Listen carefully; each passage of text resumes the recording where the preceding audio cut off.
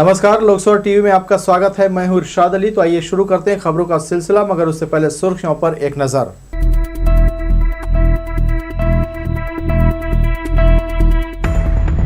जिलाधिवक्ता संघ के शपथ ग्रहण समारोह में शामिल हुई राज्यपाल अनुसुईया उइके। कमजोर लोगों की मदद के लिए वकीलों से किया आह्वान। प्रधानमंत्री नरेंद्र मोदी पर बनी शॉर्ट फिल्म का हुआ विमोचन। भाजपा नेताओं ने कहा, मोदी देश के बेहतर नेता।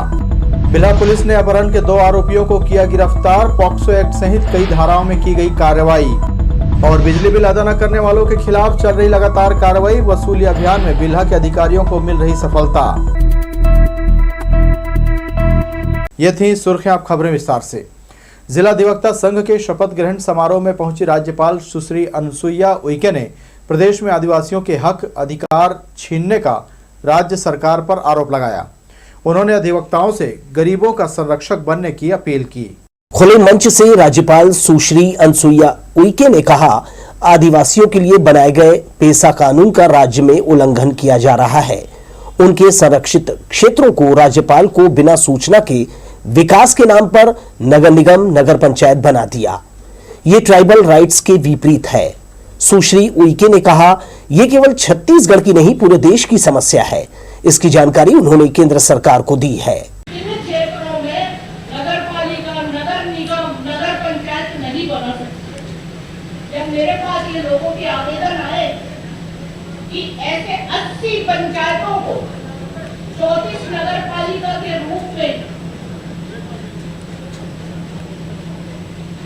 34 नगर पंचायत बना दी गई, वो लोगों की न कोई सुनवाई हुई।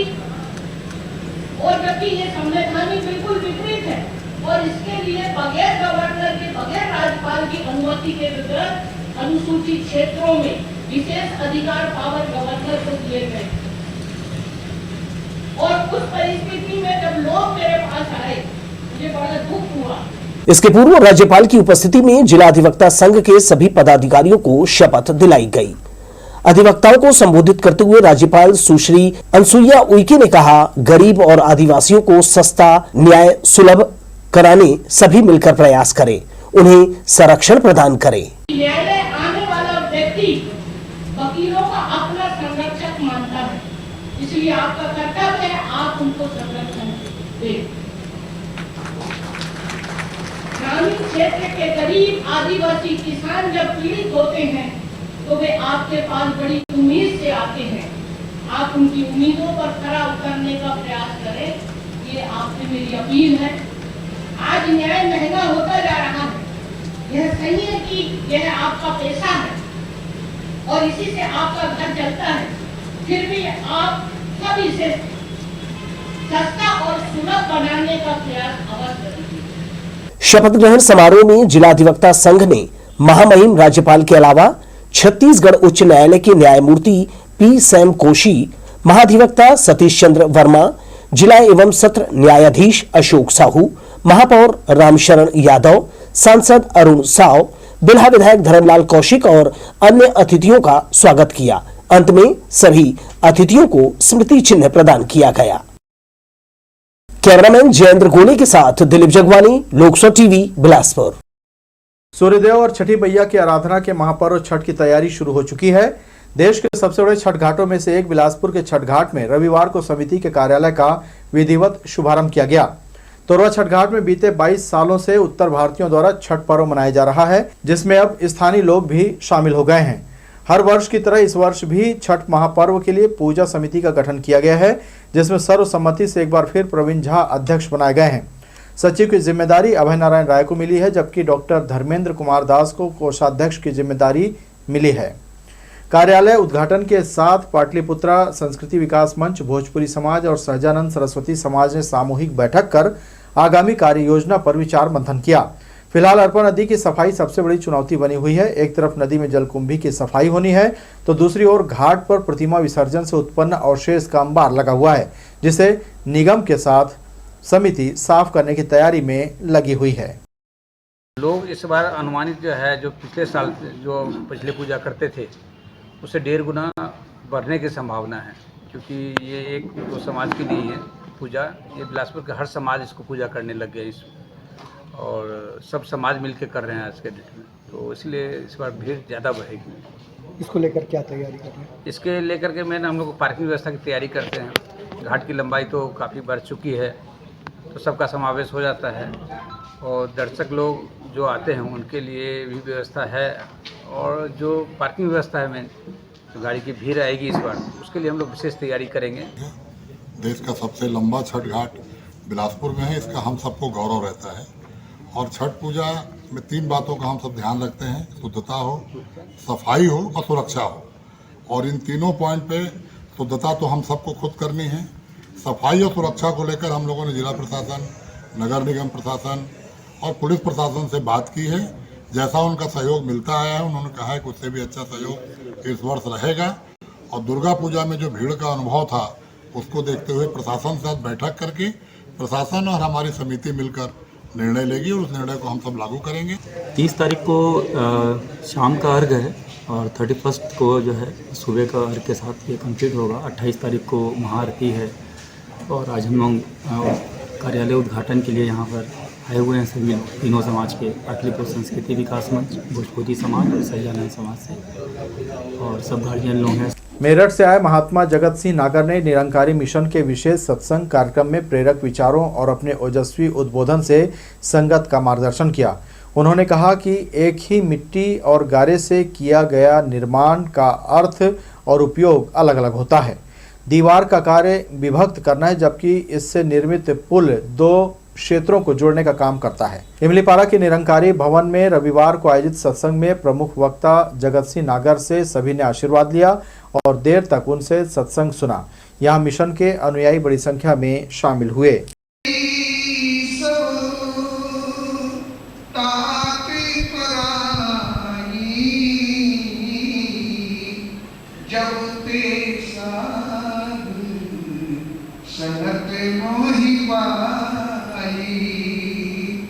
नहीं कोई वैरी नहीं बेगाना,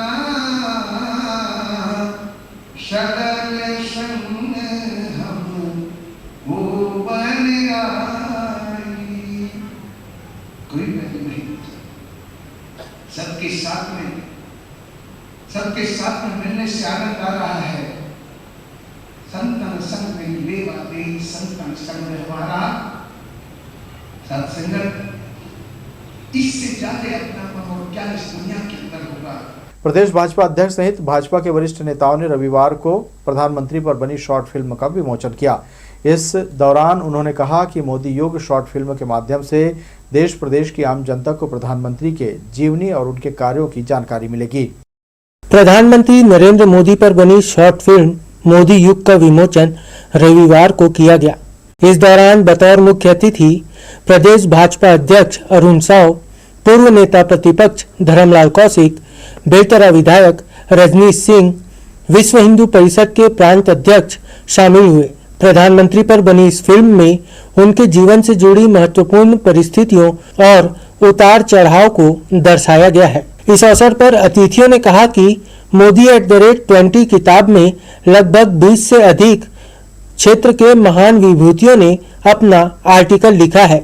उनके बचपन से लेकर राजनीतिक शुरुआत और फिर सर्वश्रेष्ठ नेता बनने तक की जानकारी इस किताब में पढ़ने से मिलेगी। स्वतंत्र भारत में पैदा हुए देश के पहले राष्ट्र प्रधानमंत्री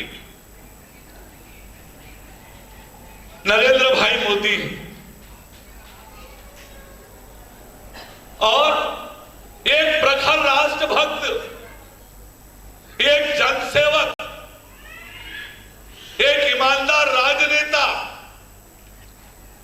एक संवेदनशील राजनेता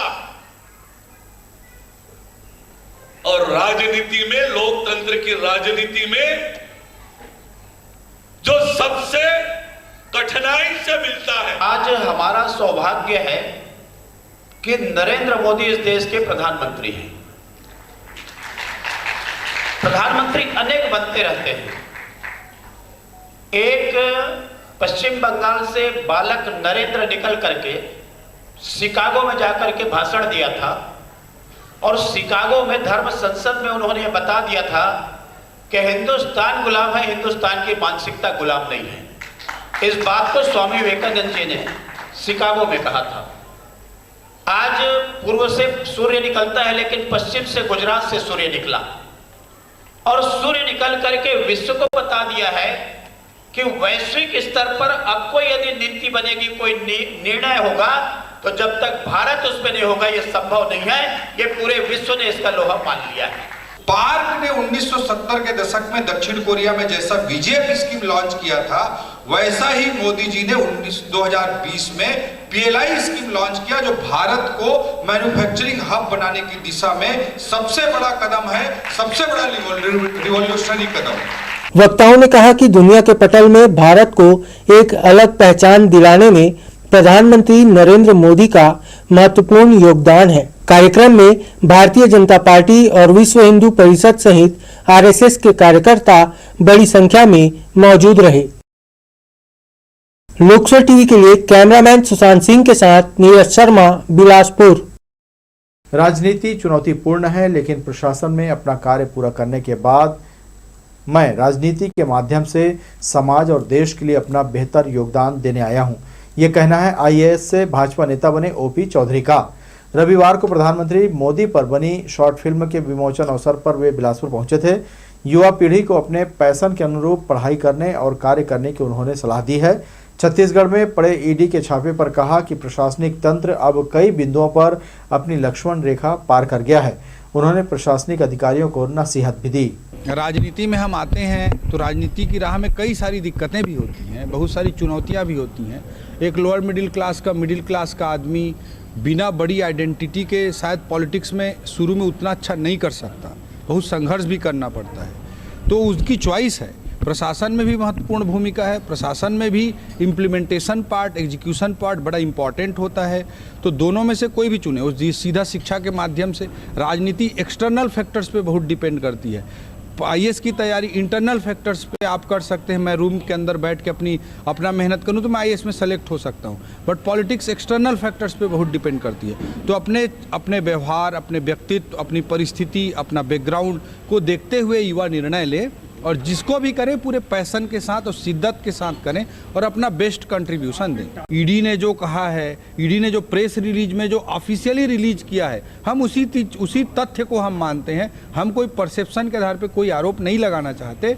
मूल रूप से कई अधिकारी ईडी के रिपोर्ट में ऑफिशियल रिलीज में स्पष्ट रूप से एविडेंस के साथ, जो कि कोर्ट में पिटीशन के रूप में दायर किया गया है, उसी हद तक हम मानते हैं कि कई अधिकारी भूपेश के दबाव में भ्रष्टाचार में लिप्त हुए हैं। कई अधिकारी, उनको मैं यही कहना चाहूँगा कि इस तरह के कारनामों से, माफिया राज वाली इस कांग्रेस सरकार के इस तरह के कारनामों से दूर रहें। राजनीति में अपना दायित्व का विषय होता है। पार्टी ने जो दायित्व आज सौंपा है उसको ईमानदारी से हम पूरा करेंगे। इसमें कौन क्या बनेगा, कौन क्या करेगा, किसकी क्या जिम्मेदारी होगी, वो संगठन तय। वापसी के लिए कितने आश्वस्त हैं? 100% 2023 में हम भी वापसी करेंगे और भारत को कांग्रेस मुख्यमंत्री मुक्त भारत बनाएंगे। रतनपुर के महामाया अतिथि निवास में भाजपा की एक समीक्षा बैठक हुई। पार्टी को मजबूती देने विभिन्न विषयों पर चर्चा की गई। बैठक में बताया गया कि आगामी 11 नवंबर को भाजपा महिला मोर्चा द्वारा बिलासपुर में हुंकार रैली का आयोजन किया जाएगा, जिसमें प्रदेश भर से महिला मोर्चा के हजारों सदस्य बिलासपुर पहुंचेंगे। संगठन प्रभारी मोतीलाल साहू ने कोटा विधानसभा में भाजपा कार्यकर्ताओं की बैठक मां महामाया मंदिर भवन में आयोजित की। पार्टी को संगठनात्मक मजबूती देने की रणनीति के साथ ही हुंकार रैली की तैयारियों को लेकर भी विस्तृत चर्चा हुई। मोतीलाल साहू ने बताया कि प्रदेश में बढ़ते भ्रष्टाचार, अन्याय और अपराध के खिलाफ अब महिला मोर्चा हुंकार रैली के माध्यम से प्रदेश की सरकार को जगाने आंदोलन करेगी।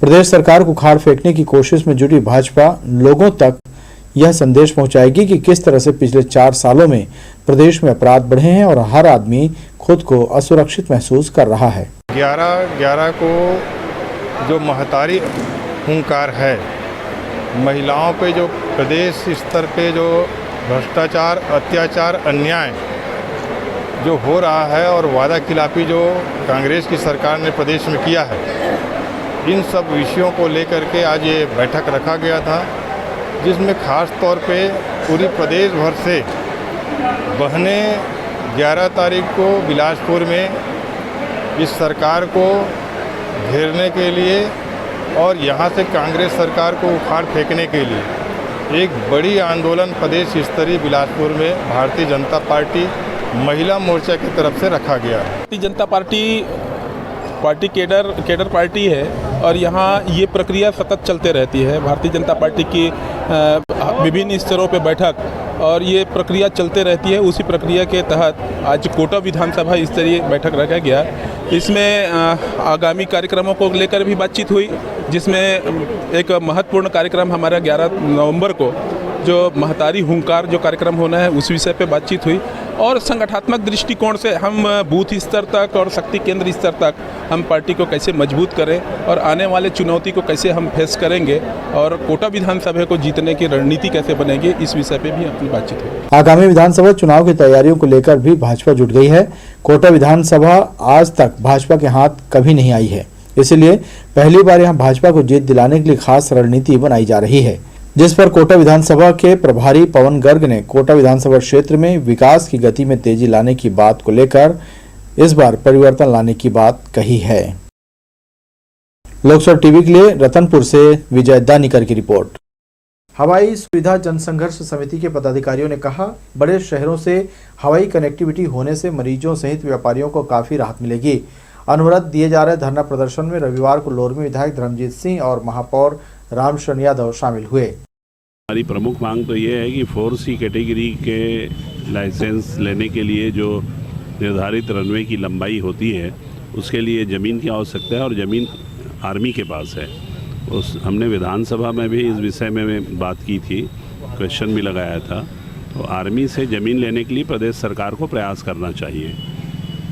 मुझे खुशी है कि अभी कुछ दिन पहले ही प्रदेश की सरकार ने 22 करोड़ रुपया दे करके जो शेष काम है उनको कराने का काम किया है। तो इसी तरह से सतत विकास की प्रक्रिया चलते रहना चाहिए और जब तक कि हमें महानगरों से सेवा नहीं मिलेगी तब तक हम ये आंदोलन करते रहेंगे।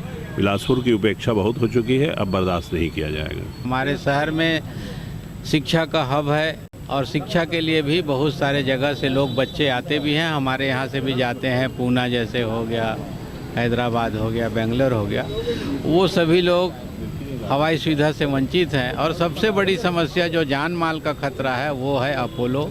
अपोलो इतना बड़ा हॉस्पिटल है, कभी भी सीरियस मरीज होता है तो उसको बाहर जाने के लिए, यहाँ से शिफ्ट करने के लिए जब इनको रिफ़र होता है तो हमारे पास ले जाने का साधन नहीं होता।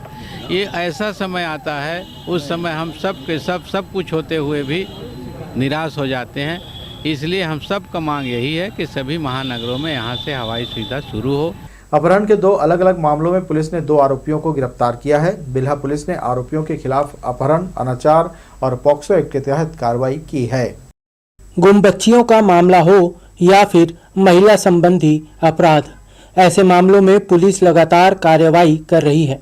अपहरण के 2 अलग अलग मामलों में पुलिस ने 2 आरोपियों को गिरफ्तार किया है। मामले में बिल्हा पुलिस दोनों ही बच्चियों को सुरक्षित बरामद कर लिया है। अक्सर देखा गया है कि ऐसे आरोपी नाबालिग बच्चियों को बहला फुसलाकर उनका अपहरण कर घटना को अंजाम देते हैं। पकड़े गए आरोपी चंद्रदेव गेंदले और धनेश्वर टंडन पोड़ी बिल्हा और भाटापारा के रहने वाले बताए जा रहे हैं। टीम भेजी गई थी जिसमें दोनों बालिका को, एक को हैदराबाद से और एक को पुणे से बरामद कर लेके आया गया है, जिसके विधिवत कार्रवाई की जा रही है। प्रकरण में कथन पश्चात आरोपियों की गिरफ्तारी करते हुए न्यायालय पेश किया जाएगा। फिलहाल आरोपी चंद्रदेव गेंदले और धनेश्वर टंडन के खिलाफ पुलिस ने धारा 363, 366, 376 पॉक्सो एक्ट के तहत कार्रवाई की है। लोकसभा टीवी के लिए बिल्हा से धीरेन्द्र मेहता की report. Railway SP Dharmendra Singh Chhavai के निर्देश पर बने एंटी क्राइम यूनिट सदस्यों द्वारा लगातार ट्रेनों में परिवहन हो रहे मादक पदार्थों की धरपकड़ की जा रही है। टीम के सदस्यों को सूचना मिली कि एक व्यक्ति अमरकंटक एक्सप्रेस के जनरल बोगी में शराब लेकर जा रहा है। मुखबिर के बताए हुलिया के आधार पर टीम ने व्यक्ति से पूछताछ की और तलाशी के दौरान उसके थैले से 10 बोतल शराब बरामद किया। पकड़ा गया युवक अरुण समुद्रे, ग्राम रांझी, पुरानी बस्ती, जिला जबलपुर का रहने वाला है। टीम के सदस्यों ने आगे की कार्रवाई के लिए मामला जीआरपी चौकी भाटापारा को सौंप दिया है।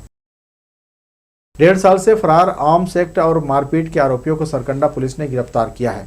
घटना खमतराई की है।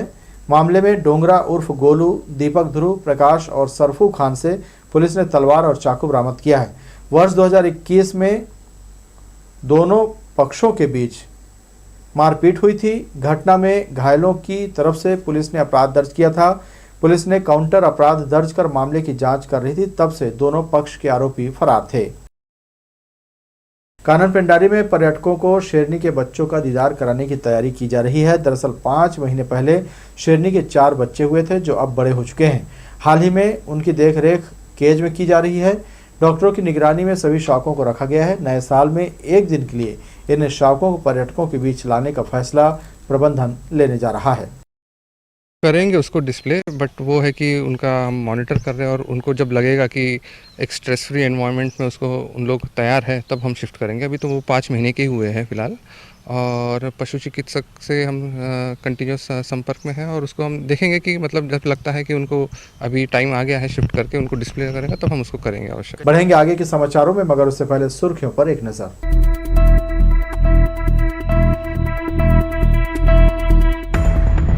जिला अधिवक्ता संघ के शपथ ग्रहण समारोह में शामिल हुई राज्यपाल अनुसुईया उइके। कमजोर लोगों की मदद के लिए वकीलों से किया आह्वान। प्रधानमंत्री नरेंद्र मोदी पर बनी शॉर्ट फिल्म का हुआ विमोचन। भाजपा नेताओं ने कहा, मोदी देश के बेहतर नेता। बिल्हा पुलिस ने अपहरण के 2 आरोपियों को किया गिरफ्तार। पॉक्सो एक्ट सहित कई धाराओं में की गई कार्रवाई। और बिजली बिल अदा न करने वालों के खिलाफ चल रही लगातार कार्रवाई। वसूली अभियान में बिल्हा के अधिकारियों को मिल रही सफलता। लगभग 15 दिनों से बिजली अधिकारी वसूली के लिए चकरभाटा कैंप में अभियान चला रहे हैं। बिजली बिल का भुगतान नहीं करने वाले बकायेदार उपभोक्ताओं पर अब विद्युत विभाग सख्त हो गया है। छत्तीसगढ़ विद्युत मंडल के अंतर्गत आने वाले चकरभाटा वितरण केंद्र के बकायादार उपभोक्ताओं पर सख्ती से वसूली और कनेक्शन विच्छेद की कार्रवाई की जा रही है। वसूली को लेकर सहायक उप अभियंता संजीव कुमार केसकर के निर्देश पर कनिष्ठ यंत्री गिरीश श्रीवास्तव के द्वारा विद्युत अमले के साथ अभियान चलाया गया। बताया जा रहा है कि बोदरी नगर पंचायत क्षेत्र में कई बिजली उपभोक्ताओं से अभी भी लगभग 7 करोड़ रुपए बकाया वसूली किया जाना है। टीम में शामिल बिल्हा सब स्टेशन के सहायक उप अभियंता संजीव कुमार केसकर, बिल्हा कनिष्ठ यंत्री चुम्मन लाल ठाकुर, बोदरी कनिष्ठ यंत्री गिरीश श्रीवास्तव अमले के साथ मौके पर मौजूद रहे। चकरभाटा वितरण केंद्र में लाइन विच्छेदन की कार्रवाई की गई राजस्व वसूली के तारतम्य में, और बहुत से उपभोक्ता जो साल भर से 6-6 महीने से बिल नहीं पटा रहे थे उनके यहाँ वसूली की कार्रवाई की गई। और ये अभियान अभी लगातार जारी रहेगा, क्योंकि अभी भी उस हिसाब से राजस्व नहीं आ पा रहा है विभाग में, जिसके कारण विभागीय कार्यों में भी असर आता है। तो आगे भी ये अभियान जारी रहेगा और वो उपभोक्ताओं से भी आग्रह है कि वो ऐसी स्थिति न आने दें कि लाइन विच्छेदन करने की आवश्यकता पड़े। दीपावली त्योहार और मानसून को देखते हुए क्षेत्र में बिजली मेंटेनेंस का कार्य भी किया जा रहा है। चूँकि अभी तुरंत बरसात का मौसम बीता हुआ है और लाइन के आसपास पेड़ पौधे डगाल वगैरह बढ़ जाते हैं, तो दिवाली में चूँकि लाइन बाधित ना हो और आगे भी जो अपना ठंड का सीज़न आने वाला है उसमें भी बिजली ठीक से चलती रहे, इसके लिए मानसून पश्चात और दिवाली के पूर्व मेंटेनेंस का कार्य किया जा रहा है, जिसे हमारा प्रयास है कि धनतेरस तक दिवाली त्यौहार शुरू होने से पहले पूरा कर लिया जाए। इसके लिए अभी पूरी टीम को लगा के रखा गया है और अलग अलग क्षेत्रों में सुबह 10 बजे से शाम के दोपहर के 3 बजे तक 5 घंटे लगभग बिजली बंद करके और मेंटेनेंस का कार्य किया जा रहा है, जिसमें मुख्य रूप से डगालों की छटाई, तार वगैरह जो अस्त व्यस्त हुए रहते हैं उनको दुरुस्त करना, ये सब कार्य किया जा रहा है। समय रहते उपभोक्ता बिजली बिल का भुगतान सही समय पर करें तो कनेक्शन विच्छेदन से बचा जा सकता है। अधिकारियों की माने तो यह कार्रवाई आगे भी जारी रहेगी। लोकसभा टीवी के लिए बिल्हा से धीरेन्द्र मेहता की रिपोर्ट। बिलासपुर स्टेशन और ट्रेनों में यात्रियों से खान-पान के नाम पर IRCTC रेलवे बोर्ड की तय दर से अधिक दाम वसूल रहा है। तय रेट लिस्ट के अनुसार ट्रेनों और स्टेशन पर यात्रियों को खाना, नाश्ता, पानी नहीं परोसा जाता है। IRCTC के अधिकारियों की अनदेखी के चलते बिलासपुर रेलवे स्टेशन में ये मनमानी हो रही है। यहाँ के अमूमन सभी खाद्य पदार्थ सामग्री बेचने वाले वेंडरों की खाद्य सामग्री में रेट और डेट का स्टिकर नहीं लगाया जा रहा है। अधिकारियों के सामने वेंडर इस काम को अंजाम दे रहे हैं। इससे आप सहज अंदाजा लगा सकते हैं कि यात्रियों को किस कदर लूटा खसोटा जा रहा है। रेलवे ने सभी ट्रेनों का परिचालन शुरू कर दिया है, मगर यात्रियों को अब भी कंफर्म बर्थ नहीं मिल पा रही है। बिलासपुर रेलवे स्टेशन के आरक्षण काउंटर में यात्रियों की भीड़ देखी जा सकती है। रेलवे के अफसरों ने बताया कि जिन गाड़ियों में वेटिंग लिस्ट ज़्यादा है, उन गाड़ियों में अतिरिक्त कोच की सुविधा उपलब्ध कराई जा रही है। यात्रियों की डिमांड बढ़ने पर एक्स्ट्रा कोच की अवधि भी बढ़ाई जा सकेगी। जिले की अंडर 16 क्रिकेट टीम तैयार करने सिलेक्शन ट्रायल राजा रघुराज सिंह स्टेडियम में हुआ। खेल के मैदान पर खिलाड़ियों का पहले दमखम देखा गया। इसके बाद चयनकर्ताओं ने खेल कौशल को परखा। जिले की टीम का हिस्सा बनने 55 से ज़्यादा बॉयज़ खिलाड़ियों का ट्रायल लिया गया। जिला क्रिकेट संघ के सचिव विंटेश अग्रवाल ने सहयोगियों के साथ आयोजन का संचालन किया। जिला और राज्य की टीम के चयनकर्ता रितेश शुक्ला, फिरोज अली रिजवी ने खिलाड़ियों को मार्गदर्शन दिया। जिले की टीम में शामिल किए जाने वाले 22 खिलाड़ियों को अगले माह होने वाले राज्य ट्रायल में खेलने का अवसर मिलेगा।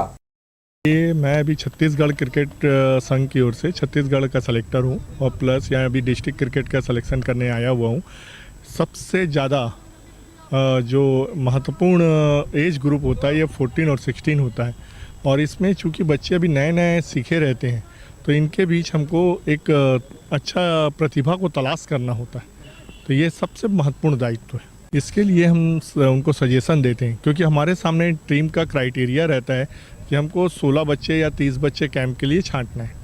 तो हम सबको तो ले नहीं सकते, तो उनके जो फॉल्ट हैं तो हम बच्चों को बताते हैं कि आप और अभ्यास करिए ताकि आप अगले साल आकर फिर से खड़े हो सकें। क्योंकि ये एज ग्रुप होती है, बच्चे बहुत भावनात्मक होते हैं तो इनको हतोत्साहित नहीं किया जा सकता। हम इसको अपने तरफ से जितना प्रोत्साहित होता है वो करने का प्रयास करते हैं। तो हमारा सबसे पहला क्राइटेरिया है कि हम लोग बच्चों की फिजिकल फिटनेस देखें और सबसे इम्पॉर्टेंट ये है, उसके बाद बैटिंग बॉलिंग उसके बाद आती है क्योंकि अगर बच्चा फिटनेस नहीं रहेगा तो वो आगे क्रिकेट नहीं खेल पाएगा। स्ट्रेंथ जो सारी स्ट्रेंथ आएगी खेलने का, उसका जब तक फिटनेस नहीं रहेगा। हमारा बेसिक जो आज मेन सबसे बड़ा टास्क रहता है कि हम लोग उसकी फिजिकल फिटनेस देखें, उसके आधार पर उसकी बैटिंग बॉलिंग फिर हम लोग बाद में जज करते हैं। अनुसूचित जाति वर्ग में शामिल करने का गंधर्व समाज को नुकसान हो रहा है। शासन और कानूनी स्तर पर जनजाति वर्ग में फिर से लाने का प्रयास किया जा रहा है। इसके अलावा विभिन्न सामाजिक मुद्दों पर बैठक में चिंतन किया गया। चिगराजपारा के सामाजिक भवन में आयोजित बैठक में प्रमुख अभ्यागत सीबीआई के पूर्व मजिस्ट्रेट प्रभाकर ग्वाल के अलावा प्रदेश और जिले के पदाधिकारी शामिल हुए। आजादी के बाद से ही गंधर्व गाड़ा समाज खुद को अनुसूचित जनजाति में फिर से शामिल करने की मांग कर रहा है।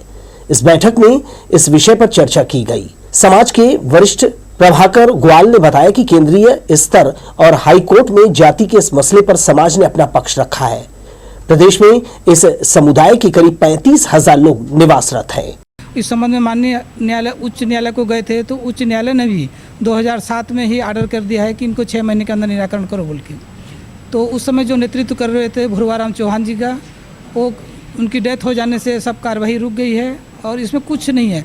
सिंपल सा एक निष्कर्ष लेके सूची में परिवर्तित करना है और पूरी प्रमाण है। यहाँ तक कि हमारी अनुसूचित जनजाति जो गाड़ा जाति की है, कई जो उपजातियाँ हैं आपस में रोटी बेटी संबंध है और वो लोग बाकायदा अनुसूचित जनजाति का प्रमाण पत्र बना के सर्विस कर रहे हैं। रोटी बेटी विवाह आदि सभी संबंध है। इस भारी विषमता को, जिसके कारण हमारे समाज के युवाओं को, सामान्य व्यापारियों को, सभी व्यक्तियों को बहुत गंभीर क्षति हो रही है। समाज के प्रदेश सचिव अशोक चौहान और जिला अध्यक्ष कौशल्या सागर ने कहा, गंधर्व समाज को अनुसूचित जाति वर्ग में लाने से खासतौर पर समाज के युवाओं को आगे बढ़ने में काफी दिक्कतों का सामना करना पड़ रहा है। आरक्षण के उचित लाभ से वंचित होना पड़ा है।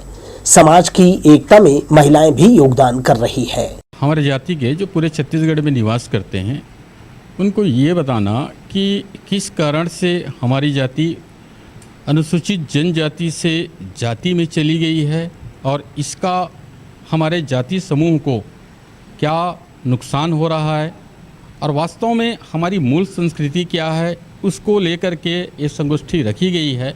और इस जाति के एक एक सदस्य को ये बताना है कि हमारा डॉक्यूमेंट ये बोलता है, हमारा डॉक्यूमेंट जो बोलता है हम वही रहें। हमारे महिलाएं लोग भी सब योगदान दे रहे हैं और समाज के लिए सब कोशिश कर रहे हैं।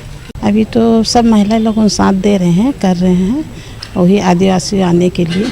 भगवान शंकर की आराधना के साथ ही चिंतन बैठक की शुरुआत की गई। समाज के जिला सचिव राजकुमार गंधर्व और रामशरण गंधर्व ने अतिथियों का स्वागत किया।